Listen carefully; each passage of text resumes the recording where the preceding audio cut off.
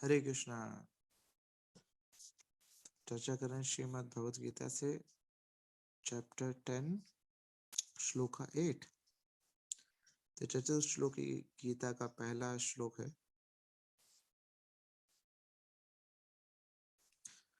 अहम सर्वस्य प्रभवो मत्तः सर्वं प्रवर्तते इति मत्वा भजन्ते मां बुधा भाव समन्विता। मैं समस्त आध्यात्मिक तथा भौतिक जगतों का कारण हूँ। प्रत्येक वस्तु मुझ ही से उद्भूत है। जो बुद्धिमान या भली बाती जानते हैं वे मेरी प्रेमा भक्ति में लगते हैं तथा हृदय से पूरी तरह मेरी पूजा में तत्पर होते हैं।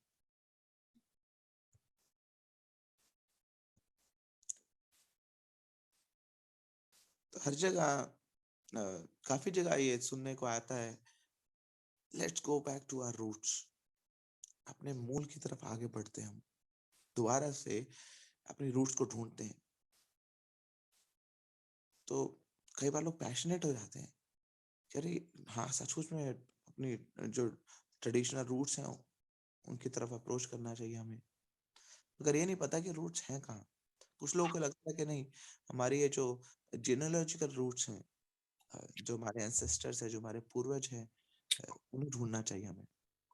दूसरों को नहीं नहीं नहीं, हमारी जो नेशनल रूट्स हैं, नेशनल जो ग्लोरीज है हमारी, उनको हमें इतिहास के माध्यम से ढूंढना चाहिए।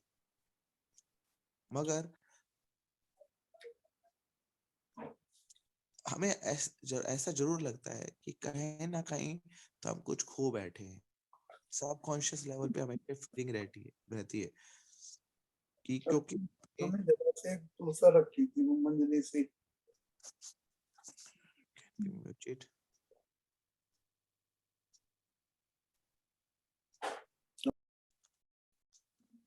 यस, तो सबकॉन्शियस लेवल पे हमेशा एक मोटिवेशन रहती है कि कुछ तो हम खो बैठे हैं। क्यों? क्योंकि हम अपनी रूट्स को भूल चुके हैं। तो दोबारा से जब हम अपनी रूट्स की ओर आगे बढ़ेंगे तो वो जो हमने खोया है वो हमें वापस मिल जाएगा।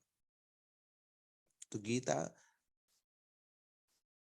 हमें बताते हैं कि हाँ, ये जो हमारी आशा है बिल्कुल सही है।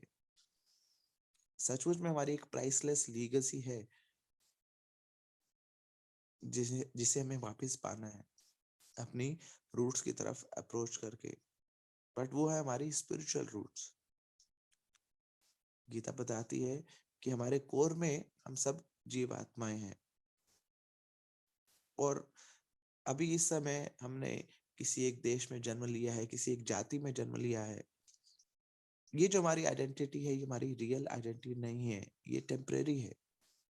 तो अगर सचमुच में अपनी एक्चुअल रूट्स को हम ढूंढना चाहते हैं तो हमें अपनी आध्यात्मिक जड़ों को ढूंढना होगा। नहीं तो हम टारगेट को मिस कर देंगे। तो भगवद गीता इस श्लोक में रिवील करती है कि भगवान श्री कृष्ण वो क्या है? वो जड़ है, वो रूट है।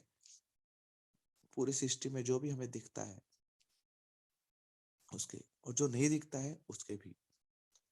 ही is the source of all spiritual and material world's.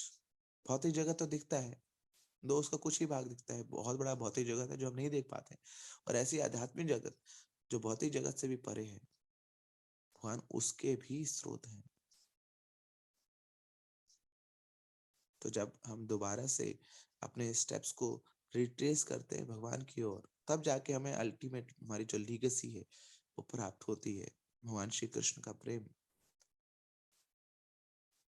हम जान पाते हैं कि सारे रूट्स की जो रूट है भगवान श्री कृष्ण, वो परम ऑब्जेक्ट है प्रेम का।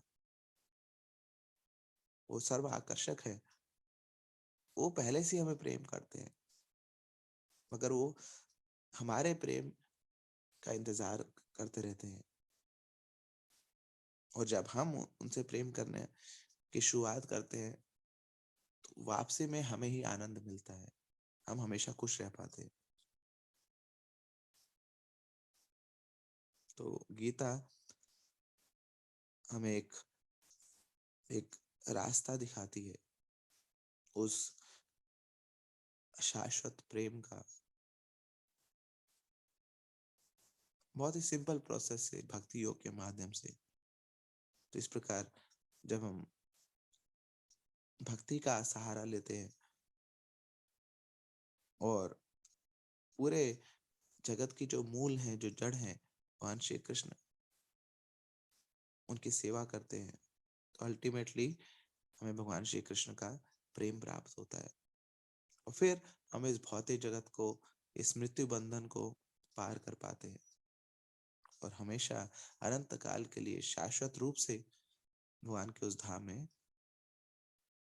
जाने का हमारा जो दरवाजा है वो खुल जाता है। तो गीता हमें मूल बताती है, हमारा उद्गम स्थान बताती है और वहां कैसे पहुंचना है उसका रास्ता भी बताती है। श्रीमद् भगवद गीता की जय। श्रील प्रभुपाद की जय। हम उन सभी वैष्णव भक्तों के चरण कमलों की वंदना करते हैं जो कल्पतरु के समान हमारी इच्छाओं को पूर्ण करने में समर्थ हैं, पतित आत्माओं के प्रति दयालु हैं, करुणा के सागर हैं। वांछा कल्पतरुभ्यश्च कृपा सिंधुभ्येव च पतितानां पावनेभ्यो वैष्णवेभ्यो नमो नमः। अनंत कोटि वैष्णव वृंद की जय। जगत गुरु श्रील प्रभुपाद की जय। निताई गौर प्रेमानंदे। हरि हरि बोल। प्रार्थना बोली मेरे साथ। हे प्राणेश्वर श्री श्री रुक्मिणीदार कथीश, श्री श्री गौर निताय, श्री श्री जगन्नाथ बलदेव सुभद्रा महारानी, यदि आप चाहें तो अपने शुद्ध भक्त श्रील प्रभुपाद की प्रसन्नता के लिए उनके संकीर्तन आंदोलन में संकीर्तन भक्तों की संख्या में वृद्धि करें। और हे श्री श्री प्रहलाद नरसिंह देव, आप उन सब भक्तों की रक्षा करें। श्रील प्रभुपाद की